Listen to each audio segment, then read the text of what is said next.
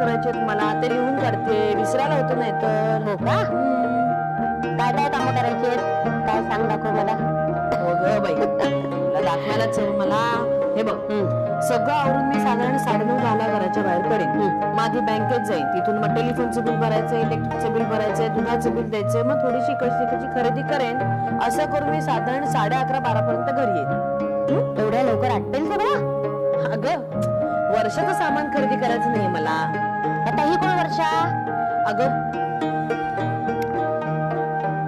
वर्षभराचं सामान खरेदी करायचं नाहीये, थोडंसं सामान खरेदी करायचंय. कळलं? किती मोठ्याने ओरडतेस. हो का? जाऊ दे. पुढे काय? पुढे काही नाही, घरी आला आपल्या दोघांचा स्वयंपाक करेल, मग आपण दोघी मिळून जेवूया, मग थोडीशी वामकुक्षी घेऊया. हो का? हो. तू आणि विश्रांती का? मी कधी विश्रांती घेऊ नये? नाही, विश्रांती घ्यावी, पण ती घेत नाहीस ना तू. का? अगं, पुस्तक वाचता वाचता जेवढी मला झोप मिळते ना, तेवढी खूप होते मला. खरंय, पण तो आगीचा बंब आला ना की तुझी झोप जाईल उडून. भूक भूक करत येईल ती, मग असली झोप तुला. आणि ही पोरगी घरात नसली ना की हमखास तिच्या मैत्रिणींचे फोन येतात. 100 पैकी 99 मैत्रिणींचे फोन अचूकपणे येतात. काय ग, यावेळेला टेलिफोनचं बिल किती आलंय सांग बघू मला. 4,595.90 पैसे. अगो बाई, एवढं बिल कसं आलं? सुधा तू त्या चिंगीवर वॉच ठेवा.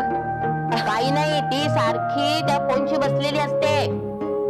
एक फोन करीन म्हटलं ना तर मला काही मिळत नाही करायला. नाही, आता मला कोणाचे फोन येणार म्हणा. तू तेव्हा जात होतीस कॉलेजला तेव्हा कधीतरी फोन करायची. तुला वाटतं कोणाला तरी फोन करावा, पण ही काही फोन सोडत नाही. बरं, दुपारी झोपताना माझ्या उशाला घेऊन झोपेन मी फोन, मग तर झालं, तुला उठायला नाही लागणार. बरं, आराम झाला. आता पुढे तनूला आणायचं शाळेतून. कधी? शाळा सुटल्यावर. हो का? मीच आणणार. वा, शाळा सुटल्यावर तनूला तू घरी आणणार, मग त्याचा अभ्यास बघणार, त्याला भूक लागली असेल तर खायला करून देणार, त्याच्याबरोबर खेळायला जाणार. धन्य आहे तुझी, खरंच धन्य आहे सुद्धा. अगं, माझं काय तू कौतुक करते? म्हणजे काय? अगं, हे सगळं तुझ्याकडून तर मी शिकले. तू नाही का सगळ्यांचं केलंस? माझं केलं, शरदचं केलंस, आकांक्षा, अनुष्का, अक्षता. हो. अगं, केलं म्हणजे काय, मला सवय पडली होती ती. आणि दुसरं काम काय होतं मला? मी काय तुझ्यासारखी प्रोफेशनल होते? अगं, आता मी कुठे प्रोफेशनल येईन, मी सुद्धा घरातच बसून आहे की. बर, पुढे आता संध्याकाळचा स्वयंपाक, त्यात माझी काही मदत, मला काही काम आहे का? हो, आहे ना, मोठं काम आहे तुझ्यासाठी. सांग. मी जो स्वयंपाक करीन तो मुकाट्याने बसून तू खायचा.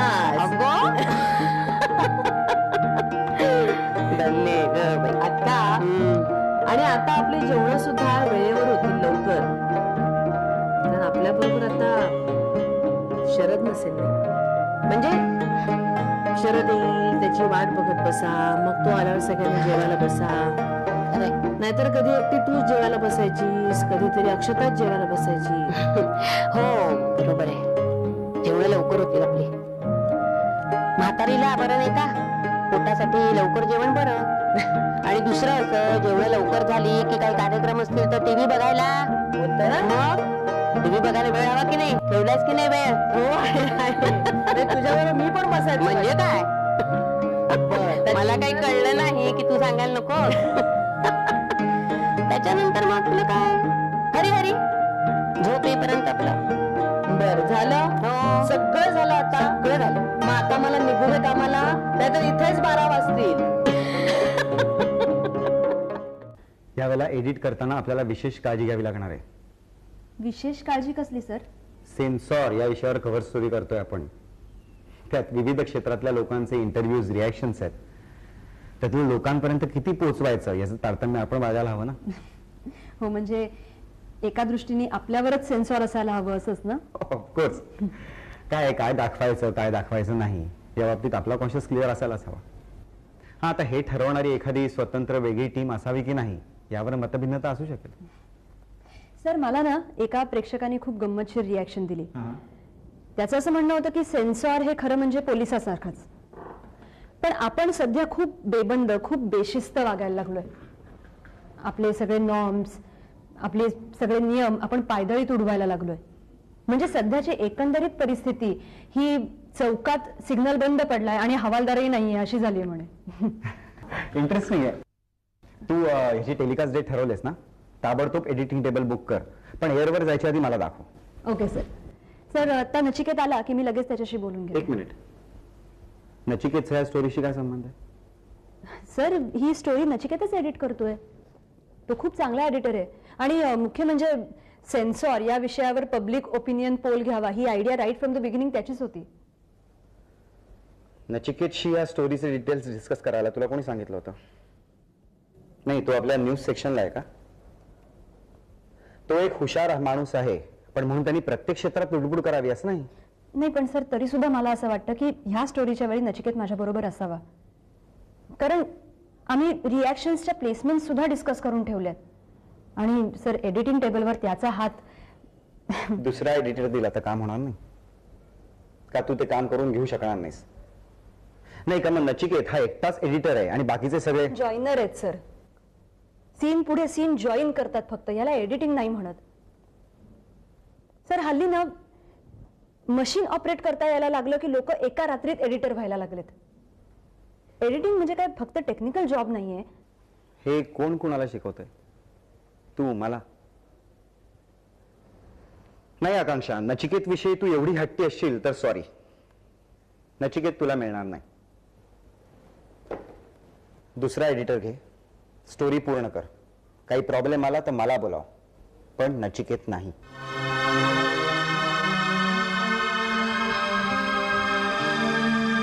एक मिनिट, मी तुझ्या चांगल्यासाठीच सांगतोय.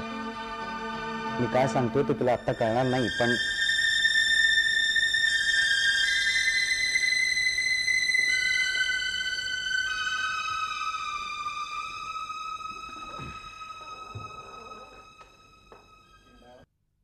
लवकरच बाबाची ती मैत्रीण इथे सौ गौरी राजन मयेकर बनून राहायला येणार आहे.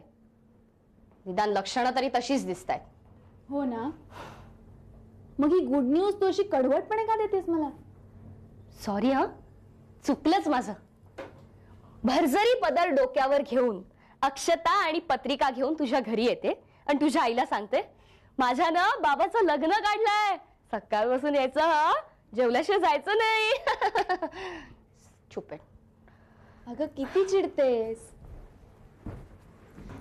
साधी मस्करी कळत नाही तुला? माझं डोकं गेलंय ग, आणि तू मस्करी काय करतेस? प्राची, तुझे बाबा लग्न करतायत यात मला तरी काही चूक वाटत नाहीये. येत्या 2-3 वर्षात स्वतःच्या मुलीचं लग्न करण्याची वेळ येणार आहे आणि बाबा इथे स्वतःच मुंडावळ्या बांधून डोल्यावरती उभा आहे. तुला काहीच चूक वाटत नाही? मला एक सांग, तुझ्या लग्नाचा आणि तुझ्या बाबांच्या लग्नाचा काय संबंध? वेळ आल्यावर तूही लग्न करशील, अगदी तुला आवडणाऱ्या मुलाशी लग्न करशील, तेव्हा तुझे बाबा तुझ्या आड येतील. स्वातंत्र्य घ्यायला आवडतं प्राची, द्यायला आवडत नाही. तू ना अगदी बाबाची भाषा बोलतेस. बाबा सुद्धा ना स्वातंत्र्य हा शब्द सारखा ऐकवत असतो. काय चूक आहे यार? मी स्वातंत्र्य घेतलं तर बाबाला काही फरक पडणार नाहीये. मी बेजबाबदारपणे वागले त्याचे परिणाम मी भोगणार आहे. पण बाबाच्या या स्वातंत्र्यामुळे गौरी फक्त त्याच्याच आयुष्यात नाही तर माझ्याही आयुष्यात येणार आहे. एखाद्या आगंतुक पाहुण्यासारखी. म्हणलं तुला आता मी का चिडते ते? धीर धर, चिडू नकोस, टोकाला जाऊन निर्णय घेऊ नकोस. हे म्हणणं खूप सोपं आहे ग. स्वतःवर पाळी आली. निघूया आपण, आपल्याला उशीर होतोय की नाही? प्राची, जे काही होतं ते चांगल्यासाठीच होतं यावर माझा पूर्ण विश्वास आहे. तूही मनात कुठलंही किलमिश न बाळगता स्वच्छ मनाने तुझ्या होणाऱ्या आईचा स्वीकार कर. गप्पा बस. गौरी बाबाची होणारी बायको असली तरी माझी आई नाही.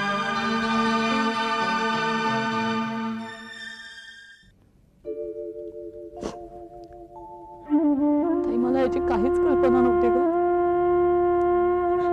सगळं तरी विचित्र झाले. कधी स्वप्नात सुद्धा बघितलं नव्हतं. ज्या ज्या वेळेला मला निशाण सांगण्याचा प्रयत्न करायचा त्या वेळेला मी टाळाटाळ करायचं.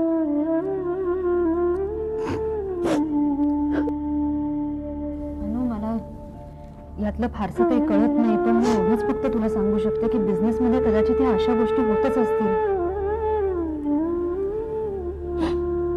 तुला थोडस पेशंट राहून निशांतला सपोर्ट करायला लागेल. तसा तो खूप खंबीर आहे, पण तरी सुद्धा मला त्याचीच खूप भीती वाटते. म्हणजे इतकी वर्ष महाजन ग्रुप ऑफ इंडस्ट्रीज एवढी हसत खेळत सांभाळणारा, अगं हे ऐकल्यावर तो पूर्ण कोलॅप्स झालाय ग. रात्र रात्र झोपत नाही, कोणाचा फोन आला तर अटेंड करत नाही. ताई मला कळतच नाही मी घरात कसं वागू. त्या दिवशी मोनी फक्त एवढंच म्हणाली, बाबा आपण बाहेर फिरायला जाऊया. इतकं ओरडला तिला तो. असं होतं, परिस्थिती अशी असली ना की माणूस चिडचिडा होतो आणि मग सगळा राग आजूबाजूच्या जवळच्या माणसांवर काढतो.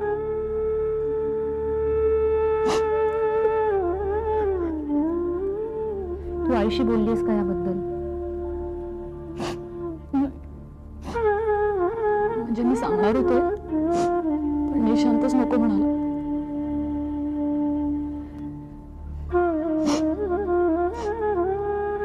तर मला सांग, तुझी तब्येत कशी आहे? ठीक.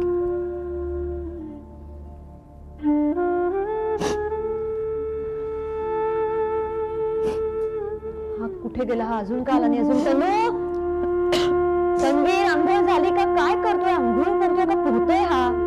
अरे लवकर ये, शाळेला उशीर होतोय ना. मग उशीर झाला की बाई ओरडला की नंतर तू रडारड करतोस. बघ तरी कोण आलंय. तनू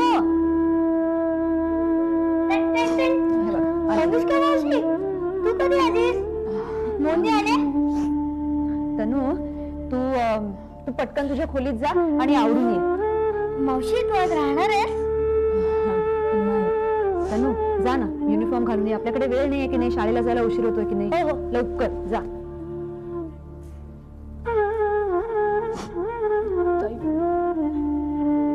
मला खूप भीती वाटते.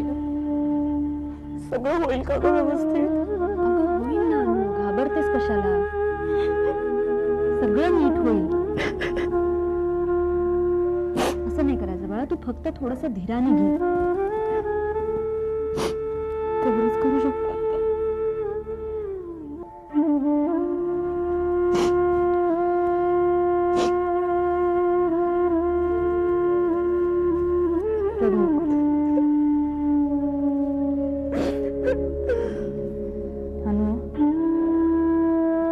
हे बघ, संकट मिरवू नयेत पण ती लपवूही नयेत. त्यांनी काहीही फायदा होत नाही. तू आईशी बोल. तुला तिच्याशी नसेल बोलायचं तर तू माझ्याशी बोल. तुला जे वाटेल ते निसंकोचपणे माझ्याकडे बोल. पण अशी एकटी रडत आणि कुदत नको राहू बाळा. सध्याच्या तुझ्या या परिस्थितीत तुझ्या तब्येतीसाठी ते चांगलं नाहीये. तुला कळतंय ना अनु? आणि तू प्लीज तन्वीर समोर हे काही नको बोलूस. तो 1000 प्रश्न विचारत बसतो त्यानंतर. रडू नको. या.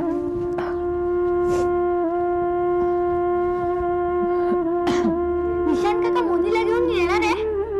आई तू कोणती गाडी आणलीस? तनू, अनु मावशीचं ना जरा आज डोकं दुखतंय. तू तिला त्रास नको देऊस जास्त.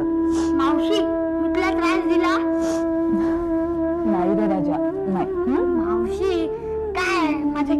सगळे विस्कटून टाकले.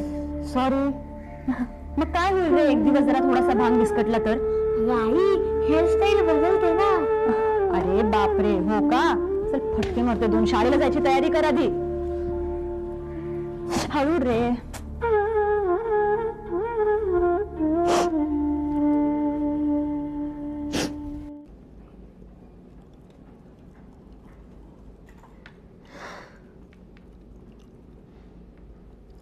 कधी करणार आहेस काय? तेच ते लग्न.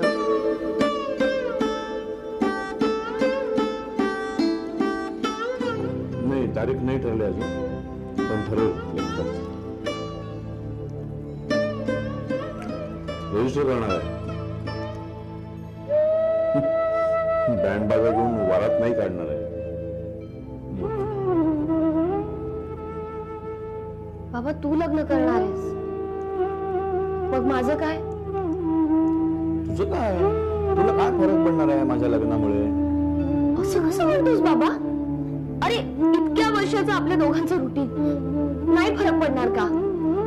ओळखीची ना पाळखीची कोणती बाई इथे आपल्या घरामध्ये वावरणार?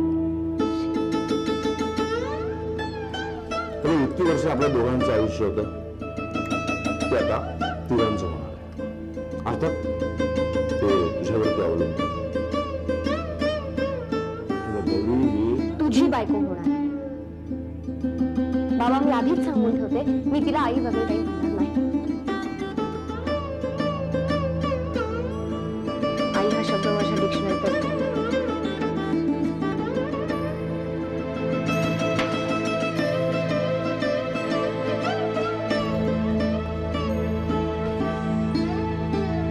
नको म्हणूस.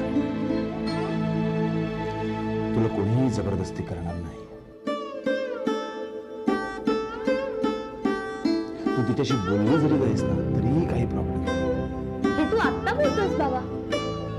एकदा का ती या घरात घुसली ना की ती घराचा ताबा मिळवेल आणि मग सगळ्याच गोष्टी तिच्या इच्छेनुसार होतील. मला अगदी सकाळच्या चहा नाश्ता करता सुद्धा तिच्यावर अवलंबून राहावं लागेल. तू जरा ना फार विदारक असं चित्र उभं करतेस. एवढी वाईट नाहीये ती. चांगली आहे. तिला तुझ्याबद्दल खूप तिला माझ्याबद्दल काय वाटतं ह्याची पर्वा मला नाहीये बाबा. माझ्या वेळी अवेळी यायची चर्चा मला डायनिंग टेबल वरती नको आहे. मुळात मला कोणी शिस्त लावायच्या भानगडीतच पडायचं नाही. तिच्या ज्या काही आवडी निवडी असतील ना तिने या घरावरती लागायच्या नाही.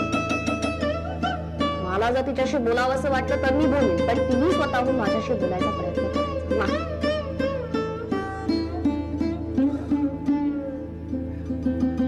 ती युद्धकैदी नाहीये. माझी पत्नी आहे. पत्नी म्हणून येणार आहे. आणि आतापर्यंत तुझं खूप ऐकलं मी. आता माझं ऐक. माझ्या पत्नीचा अपमान तू करायचा नाहीस. तो मला खपणार नाही. कुचकं नाचकं टॉन्टिंग करून तुला बोलायचं नाही. आणि एक गोष्ट मी तुला आतापर्यंत सांगितली नाही. ती विद्या आहे.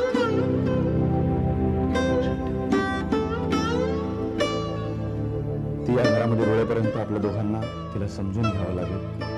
ते कर्तव्य आहे आपलं. तुलाही ते पार पाडावं लागेल. तुझं आणि तिचं पटतंय की नाही वगैरे हा फार फार पुढचा प्रश्न आहे. पण मुळात ती इथं आल्यानंतर सुरुवातीला तिच्याशी नीट बोललं पाहिजे. तिला नीट समजून घ्यायला पाहिजे. लक्षात ठेव.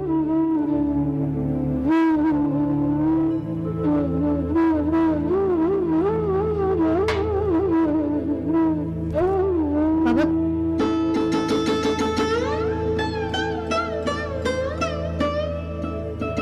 मी आता तुला कुठलाच प्रॉमिस देत नाही.